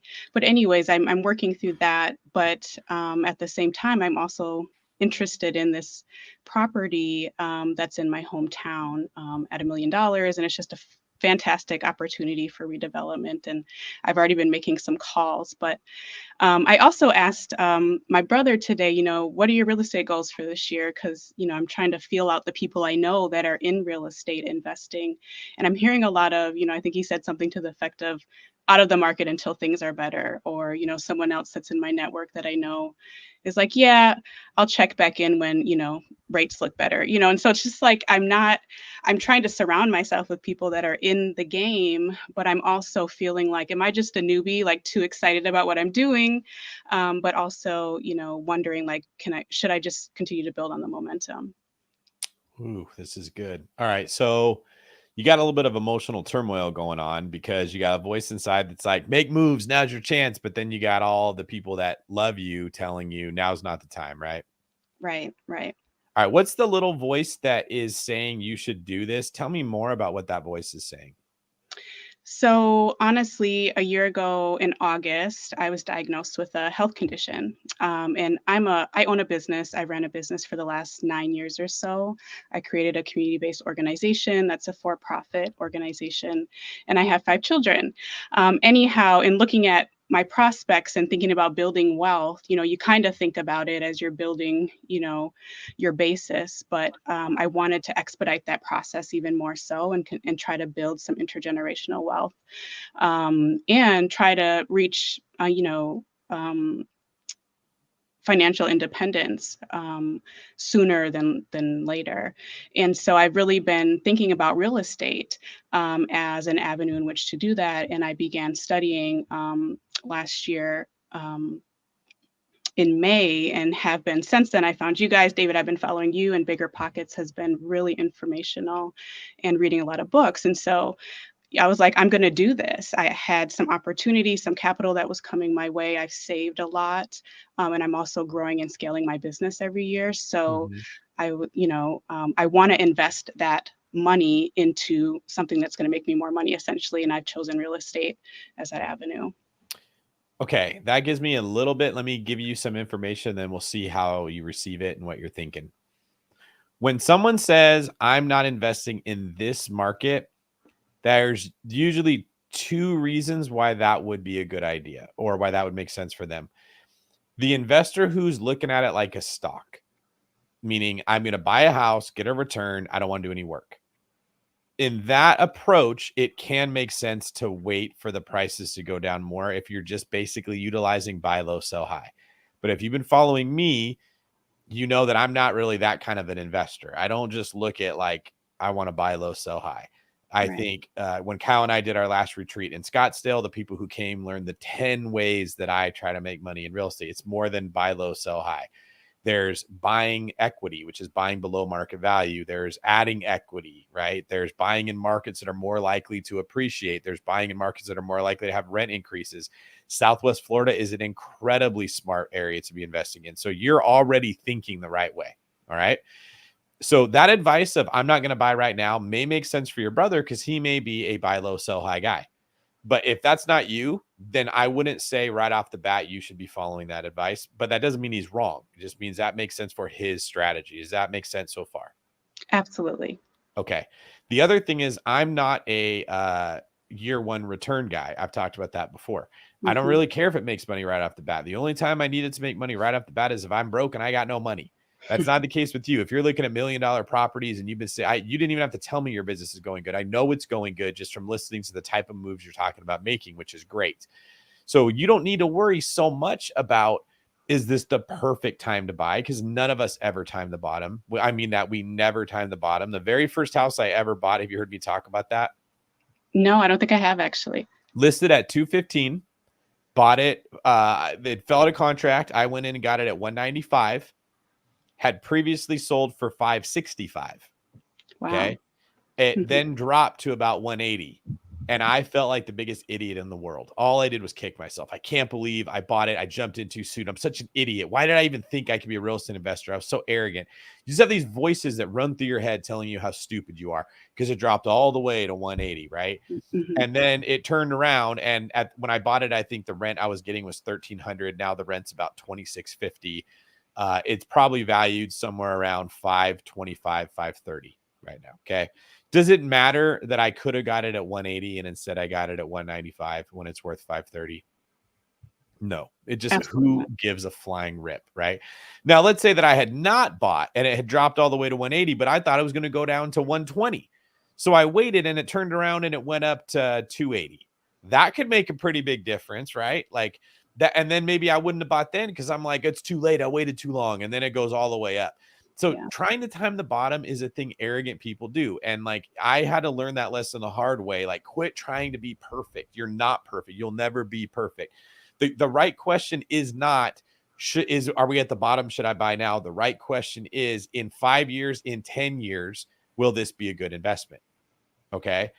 I'm very bullish on buying real estate with that perspective. Now, let's say that you're talking about Kansas City, Missouri, Detroit, Michigan, some of these like Midwest markets that don't see much appreciation. You got to be a lot more careful about timing the bottom in those markets because you're not gonna, they're not as forgiving. They're not going to go up like that California one did. Okay. Southwest Florida, unless there's another Cuban Missile Crisis, that's where everyone's moving. We're all going to Florida. That state's crushing it. The weather's amazing. Businesses are moving there. I'm going to be bullish on that for the next 10 years at least. Like, I think Miami's going to be the next Manhattan. Like, it's blowing up for good reason as all the tech is leaving New York. Wall Street's leaving New York. It's all going into South Beach. That you're not going to miss in an area like that. Okay. But if your brother's not thinking that way and your mom's not thinking that way, your dad, they're going to say, don't buy right now, wait. And could it go down more? It could, right? I don't know, but I don't worry about hitting it perfectly on the bullseye if I have a really big target. Like, it doesn't need to be in the center if the big red dot's huge. Florida, California, these markets I invest in, they're very forgiving because the target's big. You try to go buy a $40,000 property in Indiana, man, you better be like right on that very tight target. That's where all that advice really comes in handy. So if you're going to go buy there and you have a development opportunity that you can add value to it, and you have a long-term strategy, like if you told me that this thing is going to generate good revenue, but it's got more than one unit, or it's in an area you're going to use it as a short-term rental, and so it's going to go up even more. If there's some long-term, like there's a lack of supply in this area or the population's moving there and I think rent's going to go up, and there's a value add, and you can now go in and negotiate it below asking price because most people are thinking like your brother is, they may win. They may get the first laugh, but you're going to get the last laugh. They may be like, oh, look, your property went down another 50 grand. You should have waited. But in 5 years, when it's gone up 500 grand, no one's going to remember that. Right, right. Okay, so what do you think hearing that?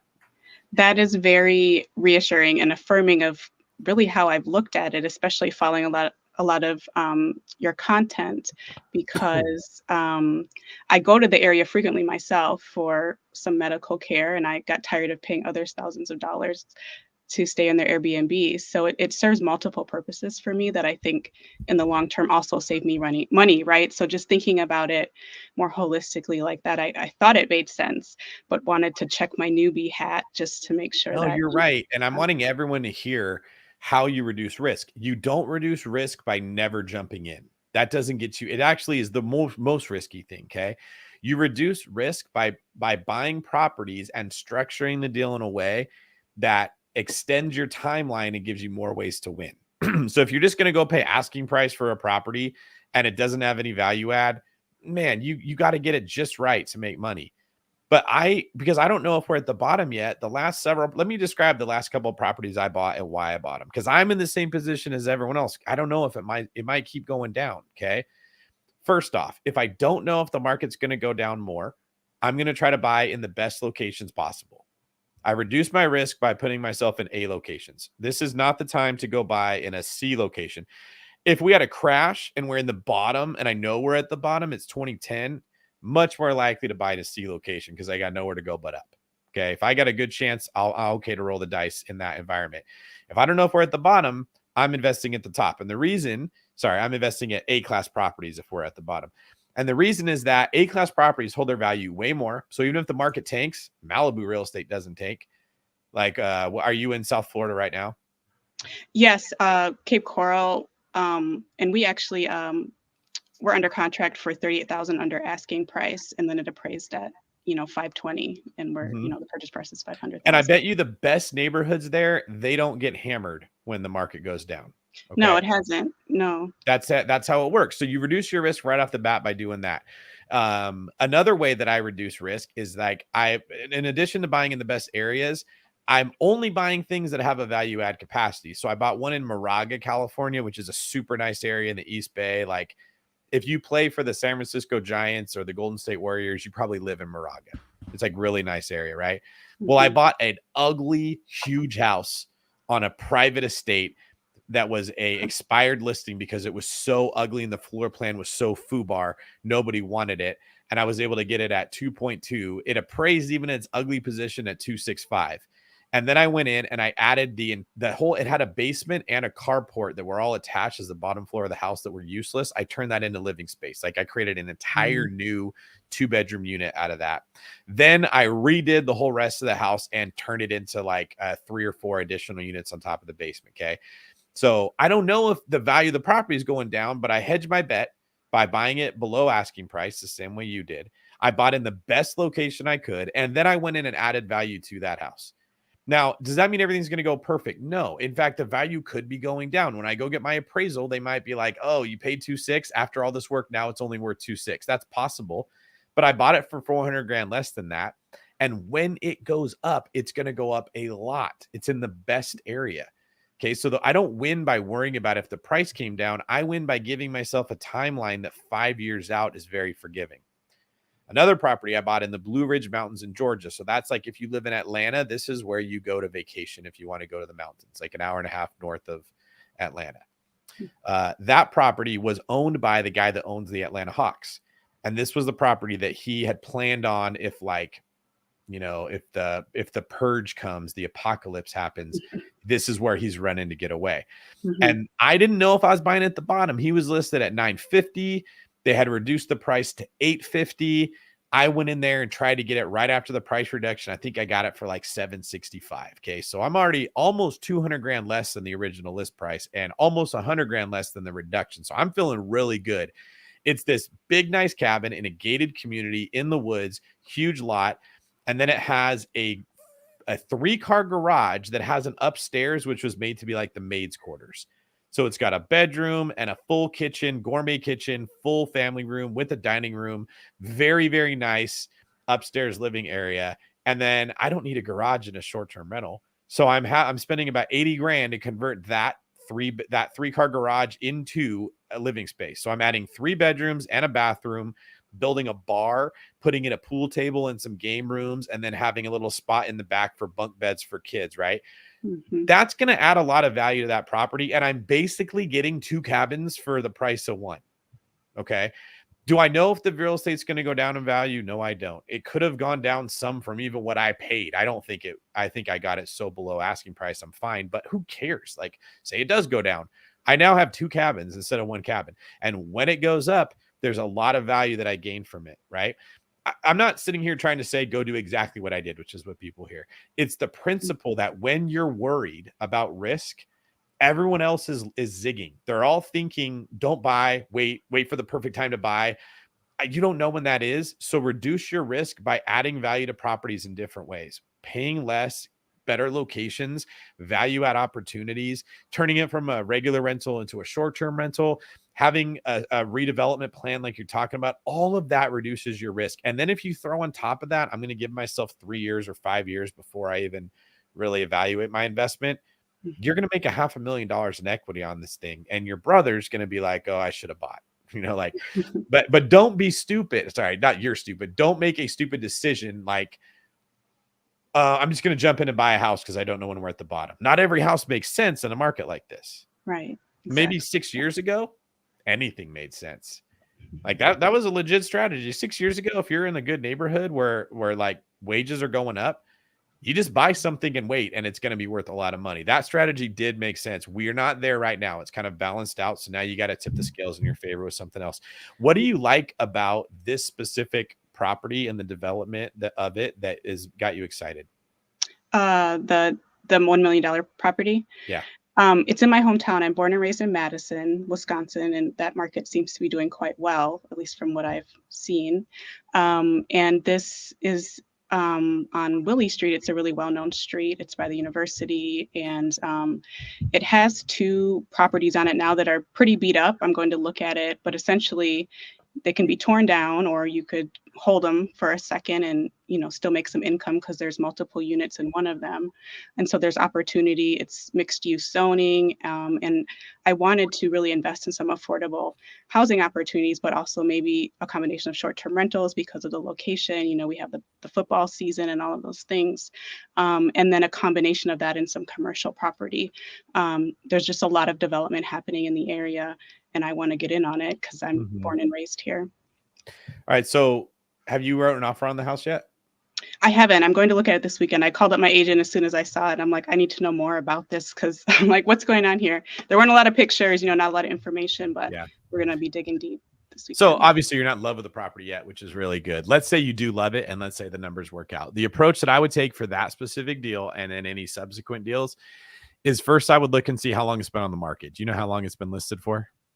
Not very long, maybe about a month, 6 weeks. So that's not a long time, but that's not a short time. That's enough time that the sellers are worried, like, is it going to sell? Okay. So it's listed at $1 million. I would go in there and I like to do this verbally. I don't just want to write the offer. Okay. I go to the agent. I'm like, do we have a deal around 900?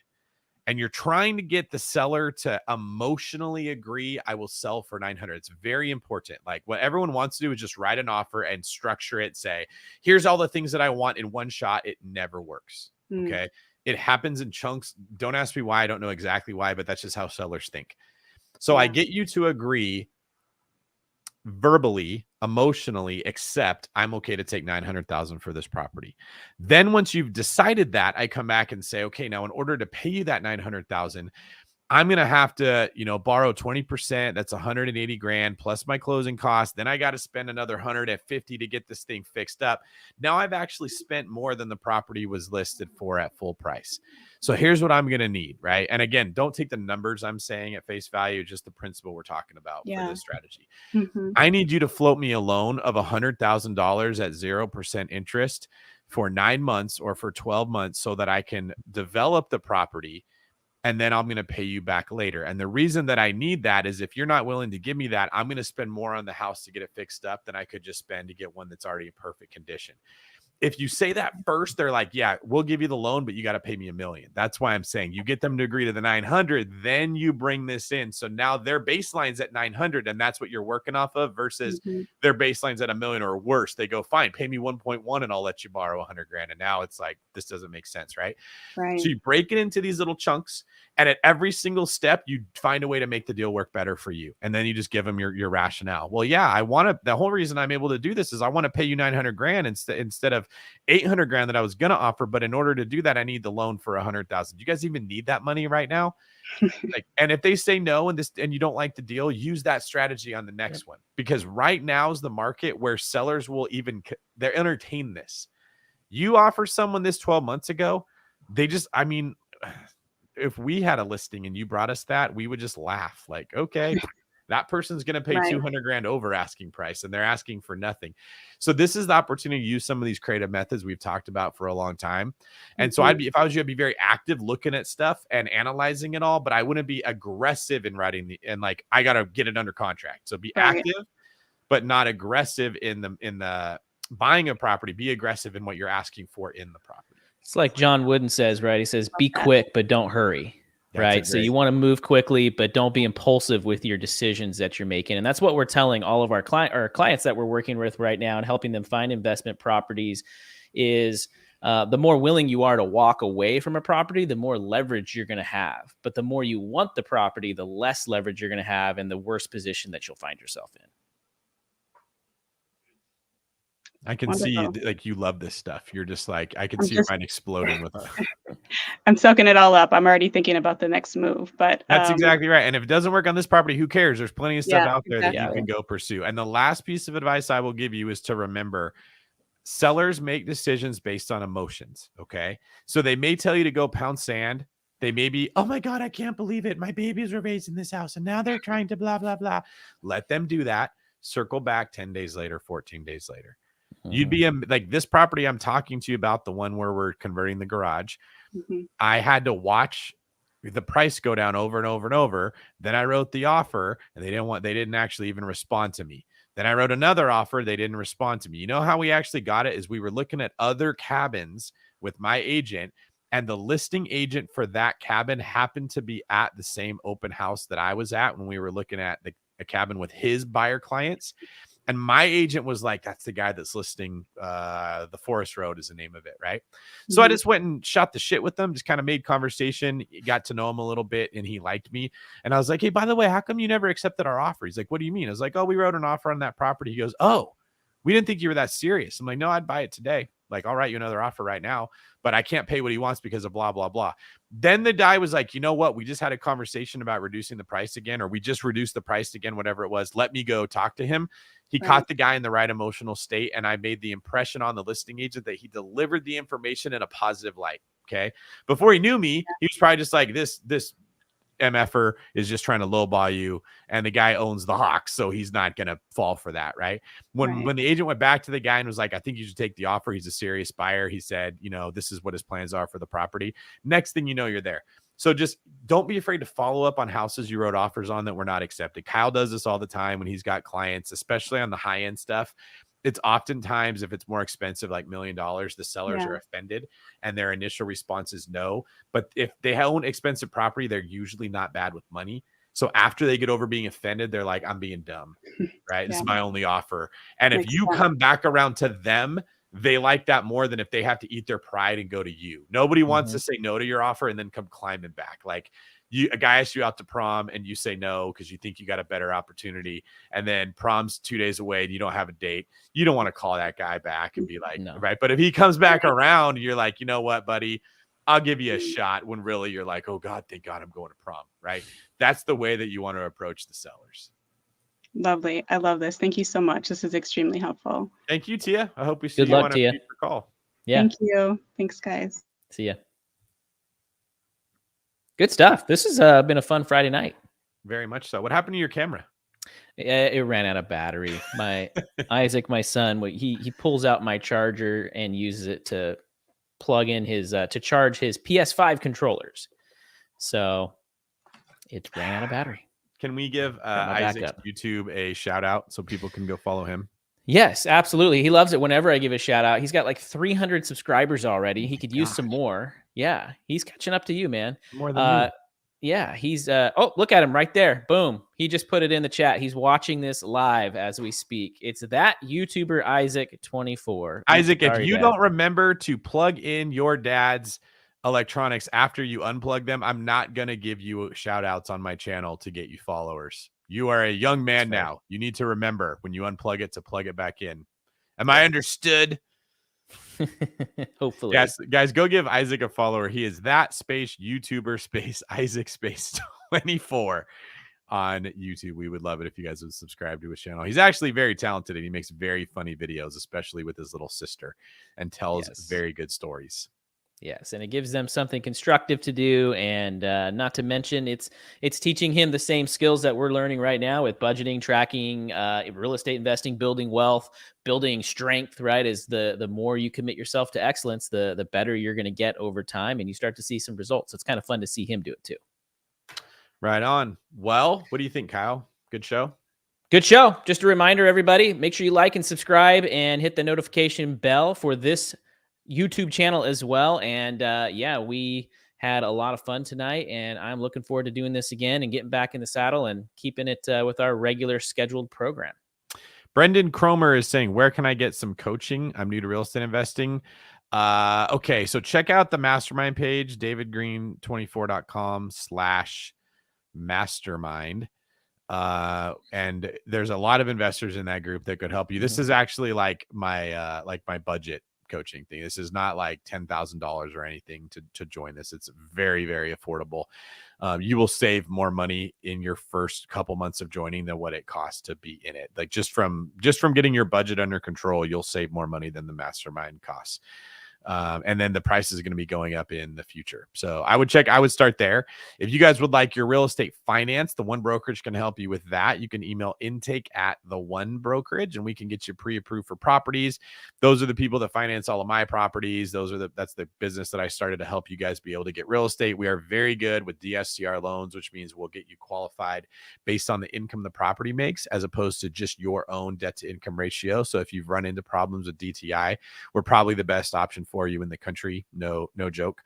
And then reach out to Kyle if you would like to buy some California real estate. You can email us there at info@davidgreen24.com. So if you want to get a hold of an agent, you want a house hack, you want to buy a rental property, or you don't even want investment property, you just want people that you can trust that are skilled and good realtors, or you have a family member that you want someone to be taken care of, let us know about that. That is why we do these. I like Jason saying David didn't tell him if he throws 24 behind his handle that it'll be stuck that way for life. That's funny. I'm now stuck as David Green 24 forever, because when I was first making social media, I thought the whole thing was stupid. I didn't take it very serious. And so I came up with my basketball number, as you guys saw from earlier. There was only one year I was number 30 because a senior was number 24 and I had to let him have the number. But normally I was 24 every year. And now, like Jason said, I'm stuck with it. Jason's in our mastermind, so you guys will get to know him better if you join. That is the mastermind that we rebranded as Spartan League. So depending on when you're listening to this, it might already be known as Spartan League. Very excited to be bringing that forward. It's going to be using the principles of Spartan warriors to help people build and protect their wealth through the recession that we have coming. So thank you guys for being here. Appreciate you. I'm going to get to work on the new book here, and Kyle has probably got to go. What are you going to do? Make Isaac do some push-ups? I got to make a couple calls, and then, yeah, push-ups probably next. All right. Thank you guys. Appreciate you all. See you guys.